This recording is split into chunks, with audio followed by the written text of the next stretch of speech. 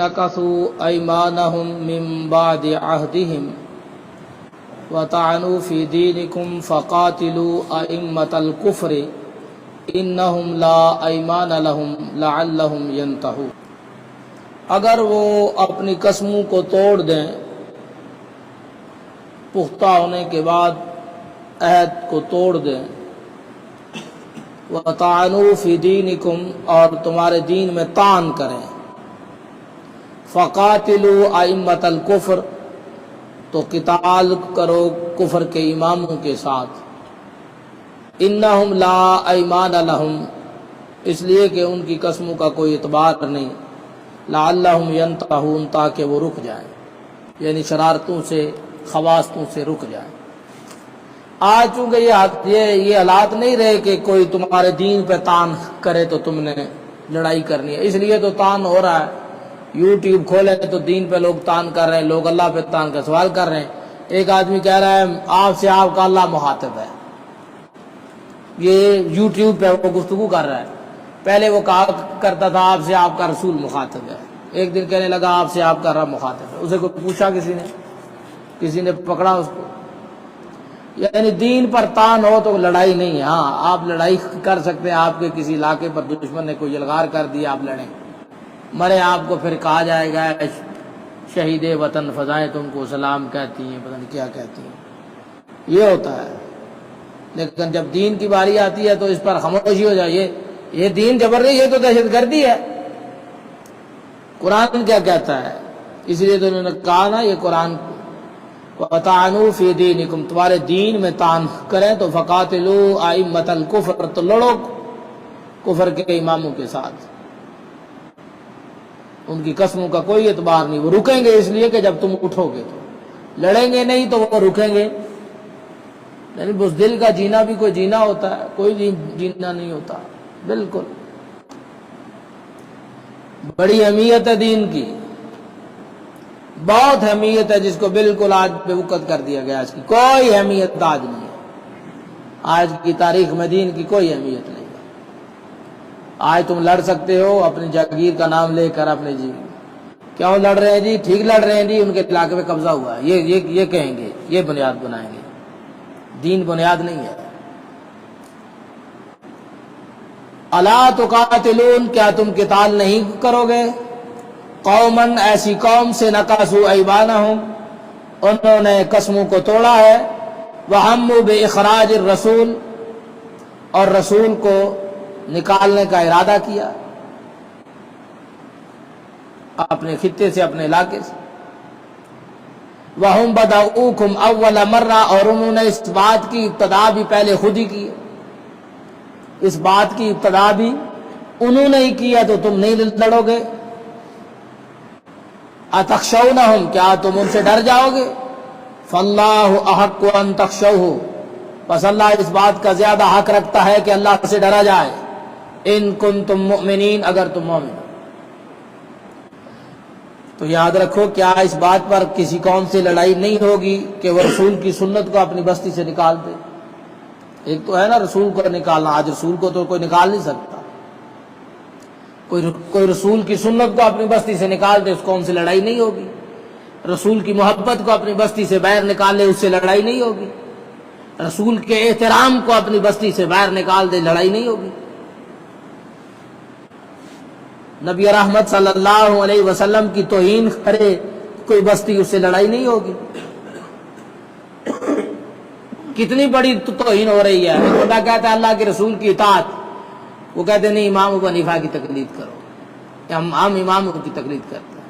انہیں کہو رسول کی سنت کا دفاع، وہ کہیں گے نہیں بابو کی بیٹھکوں کا دفاع کرو، ہم نے بابو کی قبروں مقبروں قبوں بیٹھکوں کا دفاع کرنا ہے۔ تو تم ان کا بھی دفاع کرو جہاں وہ پیشاب کرتے رہے، ہمیں کیا ہے اس سے؟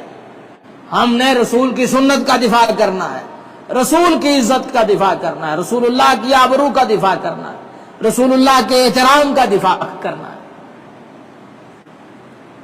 جہاں رسول اللہ کی سنت نہیں رہتی وہاں کوئی امن نہیں رہتا، وہ گندے اور غلیظ معاشرے ہو جاتے ہیں جہاں رسول اللہ کی سنت نہیں رہتی، جہاں رسول کی محبت نہیں ہوتی، جہاں رسول اللہ کا احترام نہیں ہوتا، جہاں رسول اللہ کا ادب نہیں ہوتا۔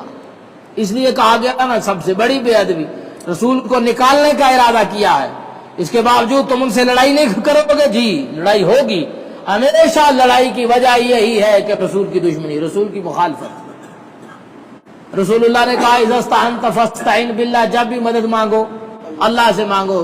یہ کہیں جی ہم جب بھی مدد مانگے کہ یا علی مدد کہیں گے، یا رسول اللہ مدد کہیں گے، یہ رسول اللہ کی توہین نہیں ہو رہی؟ رسول اللہ کی تعلیمات کو بستی سے نکالا نہیں جا رہا؟ جب کہا جائے کہ اللہ کے رسول صلی اللہ علیہ وسلم نے قبر پہ جنازہ پڑھا ہے، جواب آئے نہیں، اس پہ باتیں ہونے لگ جائیں، دوسری دفعہ جنازہ ہوتا ہے یا نہیں ہوتا؟ پیغمبر نے سال بار بات پڑھا ہے، لیکن کیا نبی کی سنت کی بات نہیں، دفاع ہے اپنے فقہ کا، اپنے مسلک کا۔ میں ایک مولوی کے بارے میں سن رہا، وہ کہہ رہا ہے کہ اگر آپ نماز پڑھ رہے ہیں، لوگوں کو مسئلے بتا رہا ہے، تو کہتا ہے اگر آپ نماز پڑھ رہے ہیں نا، آپ نے پڑھا پہلے تشہد میں، تشہد پڑھ لینے کے بعد آپ نے یوں کہا نا اللہم صلی علی، تو پھر تو کوئی سجدہ صاحب نہیں، علی محمد کہہ دیا تو سجدہ صاحب ہو جائے گا۔ یہ غلطی ہے، یعنی وہ یہ کہہ رہا ہے نماز میں درود پڑھنا غلطی ہے، اور نماز میں کسی بھی جگہ درود پڑھنے غلطی، یعنی جو چیزیں اپنی جگہ پڑھنی ہے وہ تو پڑھنی ہے نا، فاتحہ پڑھنی ہے، سورت پڑھنی ہے، ثنا پڑھنی ہے، لیکن یہ پڑھ کے کوئی بندہ درود پڑھ لے، میں اس کو کیا کہوں تو نے غلط کیا، میں نہیں کہہ سکتا، اس لیے کہ اللہ نے کیا کہا ہے، کوئی وقت کا کیا جگہ کا تعین نہیں بتایا۔ ان اللہ و ملائکتہ یصلون علی النبی، تو یہ کہنا کہ یہ غلطی ہے سجدہ صاحب ہوگا نہیں بھائی، اور پھر ایسی جگہ جہاں رسول نے پڑھا ہے، پہلے تشہد میں درود پڑھ لینے سے اس کا زیادہ فائدہ ہے، زیادہ اجر ہے، یہ محبت ہے اللہ کے رسول، پہلے تشہد میں بھی درود پڑھ لیں، اتنا پڑھ لیں اللہم صلی علی محمد وعلی آلہ، یہ کہنا بہت بڑی حماقت۔ ہاں وہ لفظ ہوں جو رسول سے ثابت ہوں، وہ لفظ نہ ہوں جو رسول سے ثابت، ہاں وہ نہ ہوں، پھر ظلم ہوگا۔ زیادہ سے زیادہ اگر ہم کسی کو یہ کہیں گے کہ قیام میں درود پڑھ رہا ہے تو اس نے کہا جی میں نے قیام میں درود پڑھا ہے، ہم اسے یہی کہیں گے فاتحہ پڑھے، اللہ کے رسول نے فاتحہ پڑھی ہے، اللہ کے رسول نے یہاں سورت پڑھی ہے، ثنا پڑھی ہے، یہ پڑھ لیں، یہ آپ کی سنت ہے، یہ پڑھیں۔ اسے کہیں نہیں تو نے سجدہ صاحب ہوگا، یہ نہیں کہا جا سکتا۔ کئی ایسے لوگوں کو دیکھا وہ رکوع میں درود پڑھ لیتے ہیں، سجدے میں پڑھ لیتے ہیں،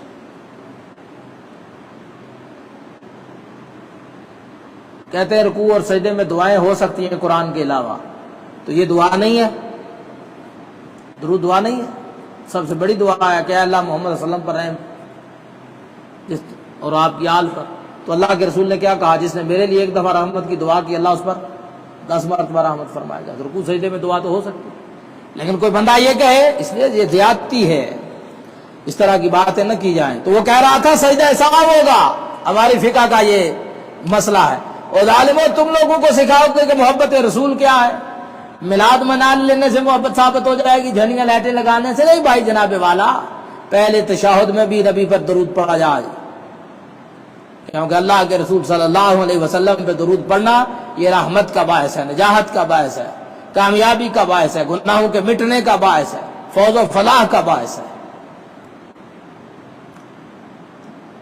اچھا انہوں نے رسول کو نکالا، اس کے باوجود تم ان سے لڑائی نہیں کرو گے، اور حالانکہ ابتدا بھی انہوں نے کی ہے، پہل بھی وہی کر رہے ہیں، ان سے ڈرو گے تو اللہ زیادہ حق رکھتا ہے کہ اللہ سے ڈرا جائے اگر تم مومن ہو۔ قاتلوہم، ان سے لڑو، یعذبہم اللہ بأیدیکم، اللہ تمہارے ہاتھوں سے انہیں عذاب دینا چاہتا ہے، اللہ عذاب دے گا ان کو تمہارے ہاتھوں سے، وَيُخْزِيهِمْ، انہیں رسوا کرے گا، ذلیل کرے گا، وَيَنْصُرْكُمْ عَلَيْهِمْ، ان کے خلاف اللہ تمہاری مدد کرے گا، وَيَشْفِي صُدُورَ قَوْمٍ مُؤْمِنِينَ، اور مومن قوم کے سینے کو شفاعت دے گا، قوم کے سینے کو، کیونکہ مشرک کی باتیں، کافر کی باتیں تکلیف دیتی ہیں مومنوں کو، جو باتیں انہوں نے کمزوری کے سبب کی ہیں، تمہاری کمزوری کے باعث ان سے شفا پانے کا یہی طریقہ ہے کہ ان سے لڑو، اٹھ جاؤ۔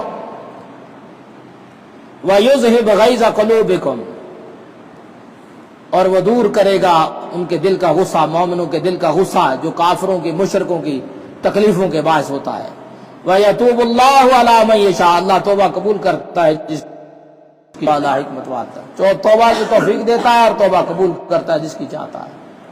یہ جو تاتاری تھے مار مار کے مسلمانوں کو مار مار کے انہوں نے بغداد کو پتہ نہیں کیا بنا کے رکھ دیا، بالآخر سارے مسلمان ہو گئے اور سارے اللہ کے دین کے رکھوالے بن کے کھڑے ہو گئے۔ یہ اللہ کی مرضی ہے کہ ہو سکتا ہے کہ دنیا کی بڑی بڑی قومیں اس اسلام لے آئے اور اللہ اسلام کی حفاظت کرے اسے، لیکن ہمارا کام کیا؟ کمزور پڑ جانا، ڈر جانا، دب جانا۔ یہ بزدلوں کا راستہ ہے، یہ اس کو ترک کیا جائے، اس کی کوئی اہمیت نہیں ہے۔ ہم اتنی بڑی مسلمان قوم ہیں، فوجیں رکھتے ہیں، جتھے رکھتے ہیں، ملک ہے، سرمائے ہیں، سارا کچھ ہے، پھر بھی دبے ہوئے، ڈرے ہوئے، مغلوب سہمے ہوئے، پھر بھی ظلم ہو رہا ہے فلسطین میں، کشمیر میں، چیچنیا میں، بوسنیا میں، جہاں دیکھو مسلمانوں کو کیا ہے؟ لڑنے کا راستہ اختیار کیجیے اللہ کے کلمے کے لیے۔ حکمرانوں کو چاہیے اس راستے کو اختیار کریں، اس میں عزت ہے، بزدل بن کے دب کے رہنے سے کچھ نہیں ہوتا۔ اب حسبتم ان تترکوا، کیا تم گمان کرتے ہو کہ تمہیں چھوڑ دیا جائے گا؟ وَلَمَّ يَعْلَمِ اللَّهُ الَّذِينَ جَاهَدُوا مِنكُمْ، حالانکہ اللہ نے ظاہر نہیں کیا ان کو جو تمہارے میں سے جہاد والے ہیں، جنہوں نے جہاد کرنا ہے وہ سامنے نہیں آئے، ظاہر نہیں ہوئے، اللہ نے جانا نہیں انہیں۔ وَلَمْ يَتَّخِذُوا مِن دُونِ اللَّهِ، اور تم نہ بناؤ اللہ کے علاوہ، وَلَا رَسُولِهِ، اور اللہ کے رسول کے علاوہ، وَلَا الْمُؤْمِنِينَ، اور نہ ہی مومنوں کے علاوہ، ولیجا، کسی کو دلی دوست، دل جانی کسی کو بھی نہ بناؤ، دلی لگاؤ کسی کے ساتھ بھی نہیں۔ دلی دوستی مومنوں کے ساتھ ہے، اللہ کے ساتھ ہے، رسول کے ساتھ ہے، کسی اور کے ساتھ۔